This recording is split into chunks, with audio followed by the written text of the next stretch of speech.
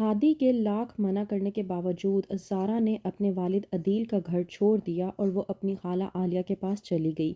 وہیں پر دوسری طرف عالیہ جو کہ زارا کے حصے کو حاصل کرنا چاہتی تھی، اس نے سوچا کہ اگر زارا کی موجودگی عدیل کے گھر میں رہ کر میں زارا کا حصہ حاصل نہیں کر سکتی تو زارا کو اپنے گھر میں رکھ کر ہی میں زارا کے ذریعے زارا کا حصہ حاصل کروں گی اور عدیل کو بتاؤں گی کہ میں جو کہتی ہوں وہ میں کر کے دکھاتی ہوں۔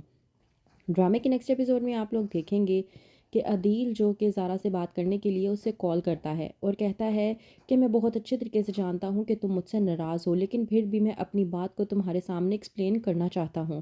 میں چاہتا ہوں کہ تم میری بات کو سنو اور میری بات کو سمجھو۔ لیکن زارا جو کہ اپنے والد عدیل کی بات سنے بغیر فون کاٹ دیتی ہے اور کہتی ہے کہ میرا آپ کے ساتھ کوئی بھی تعلق واسطہ نہیں ہے اور نہ ہی میں آپ کے ساتھ کسی بھی قسم کا کوئی رشتہ رکھنا چاہتی ہوں، تو بہتر یہ ہے کہ آپ آئندہ کے بعد مجھے رابطہ مت کیجیے گا کیونکہ آپ کے رابطے سے مجھے تکلیف ہوتی ہے۔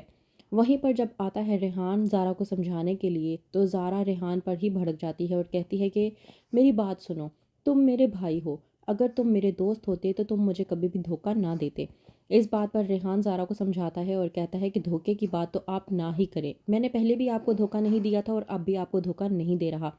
اور رہی دھوکے کی بات، تو جو لوگ آپ کو دھوکہ دے رہے ہیں آپ ان سے محبت کر رہی ہیں اور جو سچ میں آپ سے محبت کرتے ہیں آپ انہی کو دھوکے باز سمجھ رہی ہیں۔ پتہ نہیں آپ کو یہ کب احساس ہوگا کہ آپ کے والد آپ سے کس قدر محبت کرتے ہیں اور آپ کی وہ خالہ عالیہ کس قدر دھوکے باز ہیں۔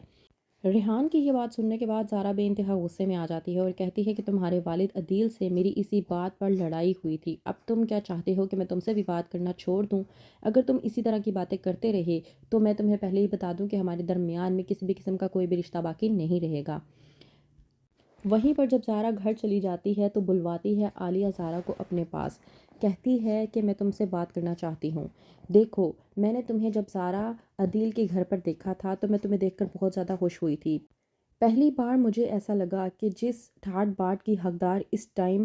تحریم بنی ہوئی ہے وہ ٹھاٹ باٹ اصل میں تمہاری تھی، وہ حق تمہارا تھا، حصہ تمہارا ہے اور تحریم اس پر راج کر رہی ہے جو کہ مجھ سے بالکل بھی برداشت نہیں ہوا۔ اس لیے میں نے فیصلہ کر لیا ہے کہ عدیل کی جو جائیداد ہے اس میں سے تمہارا حصہ لے لیا جائے۔ آخرکار کتنی دیر تک تحریم تمہارے حصے پر بھی راج کرے گی، کیونکہ میں یہ سب اب برداشت نہیں کر سکتی کہ باہر کے لوگ آ کر میری بیٹی کے حق پر راج کریں اور میری بیٹی یہاں اس چھوٹے سے گھر میں رہے۔